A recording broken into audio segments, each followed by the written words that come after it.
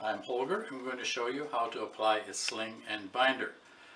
As we previously splinted this lovely lady who broke her arm, we now need to support this a little bit further. Even though the arm is well supported, we want to make sure that she can get safely to the hospital. So we're going to use a triangular bandage, usable for many different things. Open up your triangular bandage, and in the very tip of the triangular bandage you want to tie a little bit of a knot, and that knot you will find will create a pocket into which we will place the person's elbow. So now we take this triangular bandage with the knot at the elbow, and we pass the tip of the triangular bandage underneath the arm and lay the triangular bandage across the person's body with the knot at the elbow.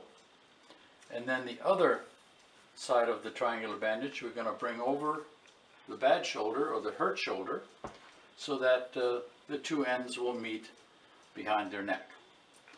We want to make sure that the triangular bandage is going to include all of the splint, but leave the fingers exposed so that we can check them later. Now what happens back here, if you would turn for me, the triangular bandage will have a tendency to chafe and be very rough on somebody's neck if they don't have any padding there. So I prepared a little bit of padding that we can put around the neck so that we can tie the triangular bandage on top of that and avoid the chafing. So here we're now going to tug lightly on the triangular bandage, and then I like to use what's called a surgical knot. The surgical knot is where we take both ends and we start with a regular overhand knot like this, but for the surgical knot we go around a second time. So we have two whips around the standing part of it and then tighten it up. That surgical knot allows enough tension so that we can actually now turn our patient around and make sure everything here is good, that the hand is included in the sling, and then we go back here and then we finish off the surgical knot with a regular other knot on top of it to keep it from coming apart. So now we've given this patient some good support, vertical support. Can you relax into it? Mm-hmm. Does it hold everything in place? Mm-hmm. Great.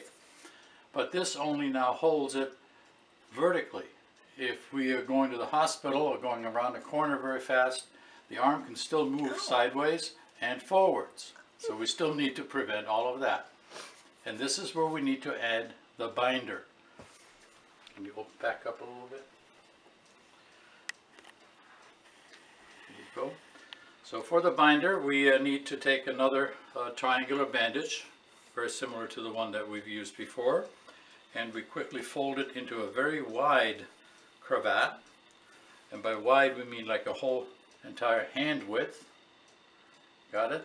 Mm-hmm. And now the middle of the very wide cravat needs to go on the lower part of the hurt arm, and then go all the way parallel to the hurt arm to the side of the patient. And I'm going to come around the side here, and we want to put this knot again on the side of the patient, and you're going to have to tug a little bit and talk to the patient. Is this too tight for you? No, that's fine. Okay, and then we can put a knot in here. We never ever want to put a knot in the back of a person, because even once they get to the hospital they may be sitting in a chair or lying on a gurney, so that it's going to be uncomfortable. So keep the knots to the side. The same with the knot on the neck. Don't put it right in the middle of the neck. Put it on one side. Again, it's much more comfortable.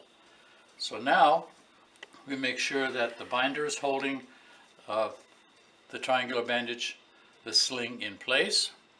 And the last thing that we want to do is make sure, can you still move your fingers? Do you have feeling? Can you feel that? You can still wiggle your fingers to make sure that nothing that we did has cut off circulation or made the wound any worse. Because number one rule in giving any first aid is don't make it any worse.